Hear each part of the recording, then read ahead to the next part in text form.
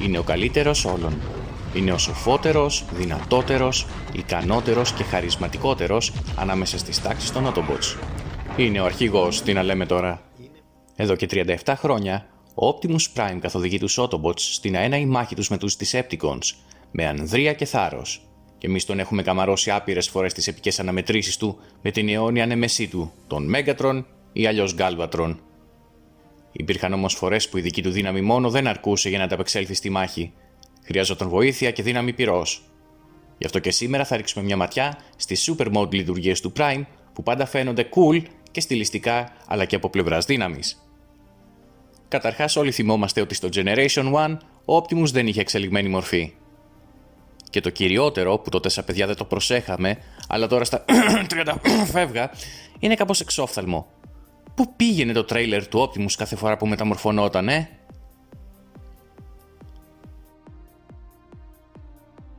Αυτό το τρέιλερ θα έρχονταν στις δόξες του το 1988 με την Japanese only σειρά Transformers Master Force, όπου κανονικά εκεί δεν έχουμε τον Prime ή Convoy όπως είναι το ιαπωνικό του όνομα, αλλά τον Jinrai. Ο Jinrai έμοιαζε σχεδόν ακριβώς όπως ο Optimus στο ότι ήταν ένα φορτηγό σε κόκκινο και μπλε με ένα γκρίζο τρέιλερ. Αυτό το τρέιλερ λοιπόν θα χρησιμοποιούσε για να μεταμορφωθεί κι άλλο, με την καμπίνα του φορτηγού να είναι ο θώρακας και η καρότσα το υπόλοιπο σώμα και τα άκρα. Αυτός ήταν ο Super Jinrai. Σίγουρα όλοι είχατε το παιχνίδι τότε, με τον υπονομαζόμενο Power Master Optimus Prime, όπου το φορτηγό γινόταν ρομπότ με βάση και μετά πιο μεγάλο ρομπότ. Στην πραγματικότητα ήταν ο Super Jinrai. Αργότερα κατασκευάστηκε ένα drone robot με το όνομα God Bomber, το οποίο έμοιαζε με φουτουριστικό van ή με ένα extra trailer για τον Jinrai. Ο God Bomber είχε τη δυνατότητα να διαλύεται σε τμήματα και να εφάπτεται στο Super Jinrai σαν πανοπλία, μεταμορφώνοντάς τον σε God Jinrai και εξοπλίζοντάς τον με φτερά και ένα νέο εκτοξευτή. Ο God Jinrai θα έκανε την επανεμφάνισή του στο επόμενο Japanese Only Installment με τον τίτλο Transformers Victory. Εκεί, μετά από ένα θανάσιμο τραυματισμό, θα έβαζε την ομάδα να τον αναδημιουργήσει ως Victory Leo, ένα power-up σύντροφο για τον νέο αρχηγό τους, τον Star Saber. Ενωμένοι θα γίνονταν ο Victory Saber. Ναι, και μπορεί να μην είναι Prime ή έστω Prime Lookalike, αλλά άξιζε μια αναφορά. Τα χρόνια θα περάσουν και το 2001 ο Optimus Prime θα εμφανιζόταν στο νέο entry των ιαπωνικών Transformers με τίτλο Transformers Robots in Disguise. Ήταν η πρώτη σειρά που προβλήθηκε στην Αμερική σε dub και ο Prime εδώ ήταν ένα πυροσβεστικό όχημα. Ο Optimus θα ήταν το μπροστινό μέρος του οχήματος, η καμπίνα δηλαδή, και το πίσω μέρος, το trailer αν προτιμάτε, γίνονταν κάποιες φορές κάτι σαν κινητή βάση ανεφοδιασμού. Αλλά δεν ήταν μόνο αυτή η λειτουργία του. Το τρέιλερ έσπαγε σε κομμάτια που εφάπτονταν πάνω στον Prime σαν πανοπλία, δίνοντας του εξ ολοκλήρου νέα εμφάνιση και ένα κανόνι από τη σκάλα του πυροσβεστικού. Η μορφή του αυτή είναι γνωστή ως Battle Mode. Περίπου λίγο μετά τη μέση της σεζόν εμφανίστηκε και ο αδερφός του Prime, ο Ultra Magnus, ο οποίος δεν τον χώνευε με τίποτα. Παρά τις μεταξύ τους σχέσεις όμως, είχαν και μια ξεχωριστή δύναμη που τους ένωνε. Μπορούσαν να ενωθούν στον παντοδύναμο Omega Prime, μια πολύ εντυπωσιακή ένωση που ήταν εξοπλισμένη με το Omega Arsenal Blast και στην τελική μάχη με το γιγάντιο Matrix Blade. Ο Omega Prime είχε το μοναδικό χαρακτηριστικό σε σχέση με άλλες ενώσεις του Optimus ότι φαίνεται σαν να ήταν ένας ξεχωριστός χαρακτήρας, ούτε τέλειος Optimus, ούτε τέλειος Magnus.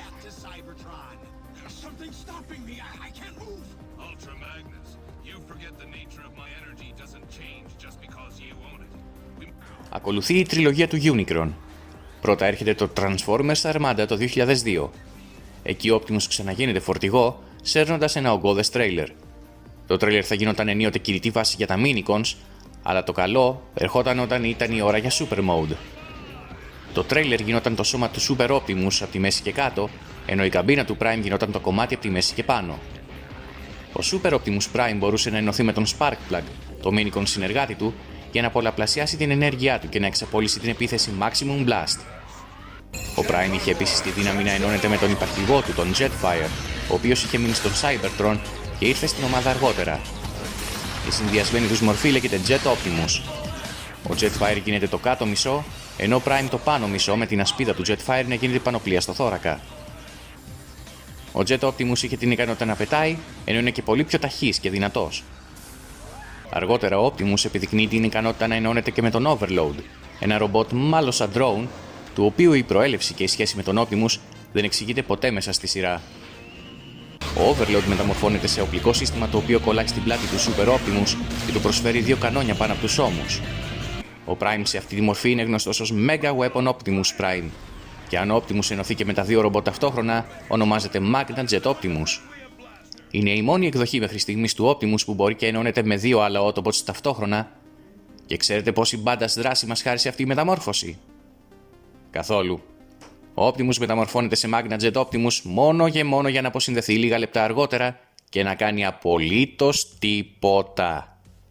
Στα ίδια βήματα περίπου κινήθηκε και το sequel του Armada Transformers Energon, εισάγοντας ταυτόχρονα και το πρώτο cel-shaded στοιχείο στο animation. Ο Optimus είχε Super Mode ή Power Link Mode, όπως ήταν ο πιο διαδεδομένος όρος στη συγκεκριμένη σειρά, αλλά όχι ακριβώς με το τρέιλερ που κουβαλούσε. Μέσα στο τρέιλερ ήταν αποθηκευμένα 4 οχήματα drones, η Prime Force, τα οποία ενώνονταν με τον Optimus ως άκρα. Σε αυτή τη μορφή ο Optimus μπορούσε να εξαπολύσει την επίθεση Energon Blast, ρίχνοντας ρηπές Energon από πολλαπλά σημεία στο σώμα του, και τα οχήματα μπορούσαν να αλλάξουν θέση από πόδια σε χέρια και αντίστροφα, ανάλογα με τις καταστάσεις. Στα μισά τη σεζόν, ο Optimus κέρδισε ένα νέο Power Link συνεργάτη, τον Wing Saber. Ο Wing Saber έσπαγε σε 4 κομμάτια και κατά παρόμοιο τρόπο με την Prime Force ενωνόταν με τον Optimus σε Power Links Optimus Prime Flight Mode για περισσότερη ταχύτητα, είτε σε Fight Mode για περισσότερη δύναμη πυρός. Αργότερα, στην ομάδα των Autobots προσθέθηκε και ο Omega Supreme, και αυτός είχε την ικανότητα να ενώνεται με τον Optimus στον παντοδύναμο Optimus Supreme. Ουσιαστικά δηλαδή ήταν το κεφάλι του Prime με το σώμα του Omega. Είχε τρομερή δύναμη και μάλιστα έφτασε σε μέγεθος πλανήτη για να πολεμήσει τον Unicron, καθώς επίσης με τις πίθες όλων των Autobots έγινε ο Ultimate Optimus Supreme στην τελική μάχη.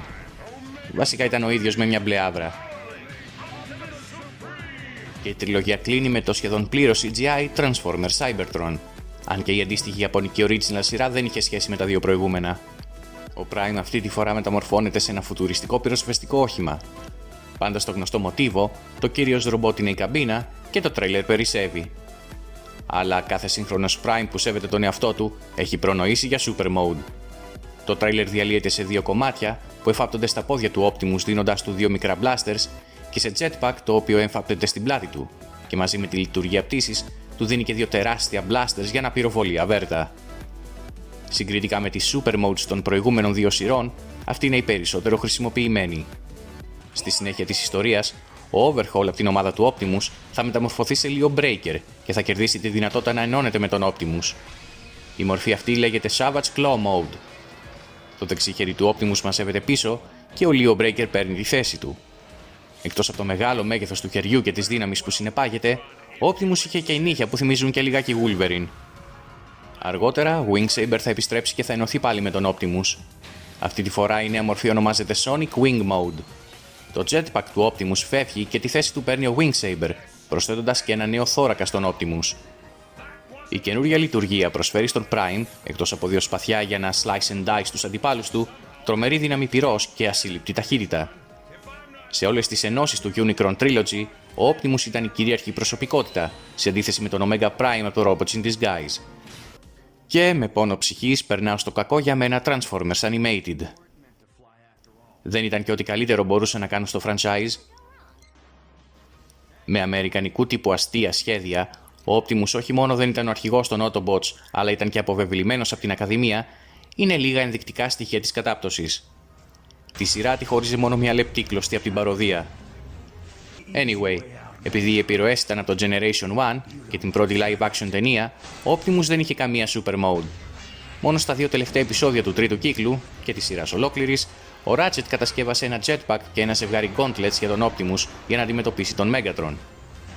Στο σετάκι προσθέθηκε και το σφυρί του Ultra Magnus. Η μορφή αυτή δεν είχε ονομασία, αλλά στα παιχνίδια που κυκλοφόρησαν ήταν γνωστός ως Wingblade Optimus Prime, και παρά τη γνώμη μου για τη σειρά, ο Prime έριξε καλό ξύλο με αυτή την αναβάθμισή του. Επόμενο στη λίστα είναι ο Optimus Prime από τη σειρά Transformers Prime.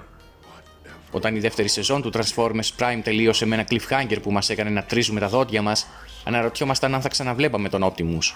Μέχρι που έφτασε ο καιρός να ξεκινήσει ο τρίτος κύκλος επεισοδίων με τον έξτρα τίτλο Beast Hunters.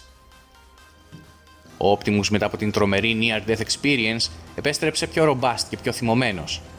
Και πάλι βέβαια δεν ήταν ένωση με κάποιο άλλο ρομπότ, απλώς άλλαξε η μορφή του σε κάτι πιο δυνατό, λες και οι Αμερικάνοι σεναριογράφοι μισούν τα Powerlink. Χάρη στο σφυρί της Solus Prime, το σώμα του Optimus ήταν πιο ογκώδες και ψηλό. Το αριστερό του χέρι γινόταν blaster, ήταν εξοπλισμένος με ένα μεγάλο Gatling gun που το κρατούσε συνήθως με το δεξί του χέρι και το αποθήκευε στην πλάτη του, και φυσικά είχε το πολυπόθητο jetpack ενσωματωμένο, με το οποίο μπορούσε να πετάει. Μάλιστα ήταν το μόνο Transformer σε όλη τη σειρά που μπορούσε να πετάει σε μορφή ρομπότ. Το πρόβλημα με τη σειρά αυτή ήταν ότι όσο και καλογραμμένο και να ήταν το σενάριο, όσο και παντοδύναμος και μπάντας να φαινόταν ο Big Bot, οι σεναριογράφοι πάντα κρατούσαν τους Autobots σε μειονεκτική θέση.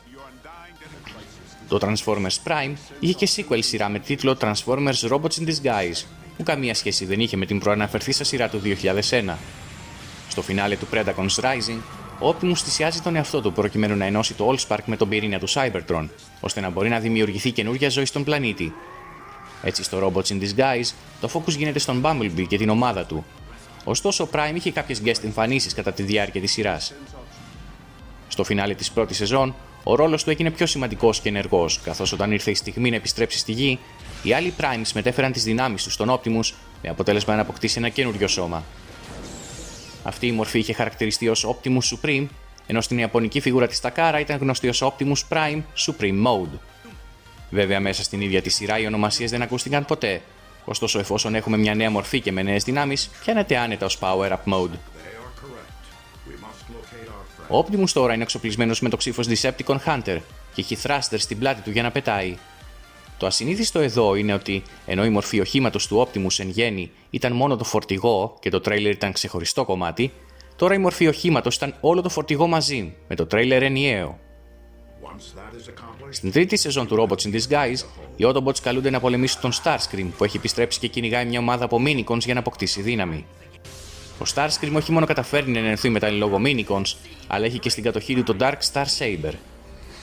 Εν όψη αυτού του κινδύνου, ο Optimus ενώνεται με τον Aerobolt, ένα Minicon γεράκι ή αετός που είναι και ο αρχηγός τους, και αποκτά ακόμη μια νέα μορφή που ονομάστηκε στις φιγούρες Power Surge Optimus Prime.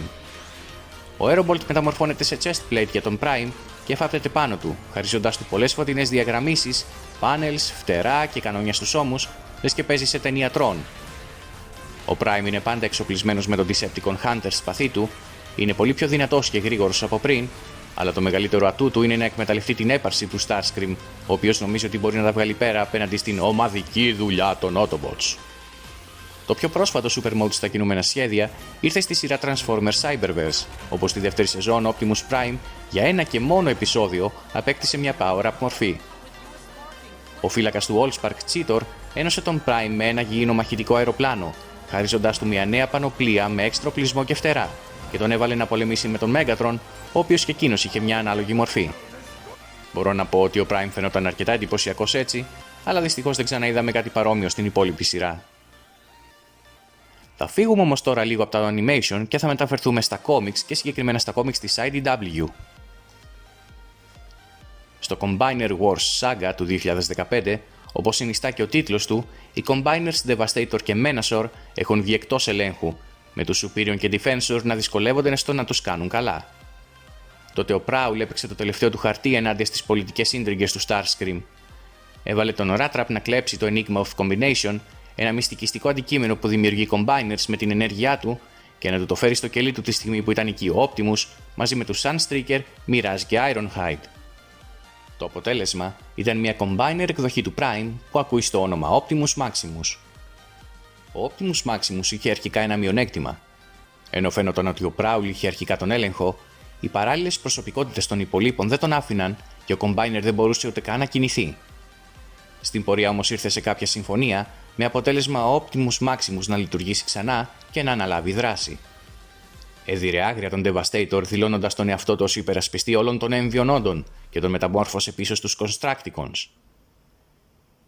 Η ενωμένη μορφή είχε τις δυνατότητες που είχαν και οι Autobots που την αποτελούσαν ξεχωριστά: το κουράγιο του Optimus, την αξιοπιστία του Ironhide, τη δυνατότητα καμουφλάζ του Mirage, το στρατηγικό μυαλό του Prowl και έδειχνε cool όπως ο Sunstreaker. Και από τα comics περνάμε στο live action, όπου και εκεί ο Optimus είχε τις αναβαθμίσεις του, κάτι το οποίο προκαλεί κάποια εντύπωση, καθώς όπως προείπα είναι σαν οι Αμερικάνοι παραγωγοί να μην θέλουν το Powerlink, αλλά και το ότι ο Optimus Prime πρέπει πάντα να εμφανίζεται στο τέλος γιατί δεν έχει αρκετό screen time. Στο Transformers Revenge of the Fallen, ο Optimus ενώθηκε με τον αρχαίο Seeker Jetfire για να δημιουργήσει μια μορφή που θα έμενε γνωστή ως Power Up Mode ή Jetwing Mode. Αφού ξερίζωσε τη σπίθα του, ο Jetfire πρόσφερε τα κομμάτια του για να ενισχύσει τον αδύναμο λόγω νεκρανάστασης Optimus απέναντι στον Fallen και τον Megatron. Ο Ratchet και ο Jolt τα κόλλησαν πάνω στον Prime σαν έξτρα πανοπλία, με φτερά, afterburners και ένα μεγάλο κανόνι στο δεξιχέρι. Αυτή η μορφή είναι αρκετή να δώσει δύναμη στον Optimus να καταστρέψει το Solar Harvester και να παλέψει εναντίον του Fallen και του Megatron σχεδόν ταυτόχρονα. Είναι πιο ψηλός, πιο ογκώδης, πιο θυμωμένος, πιο badass και μας δίνει την επική ατάκα Give me your face.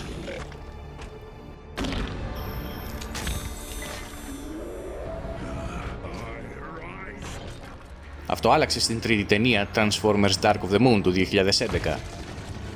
Παρόλο που έσαιρνε το πολύ αναμενόμενο τρέιλερ, δεν είχε κάτι πολύ εντυπωσιακό.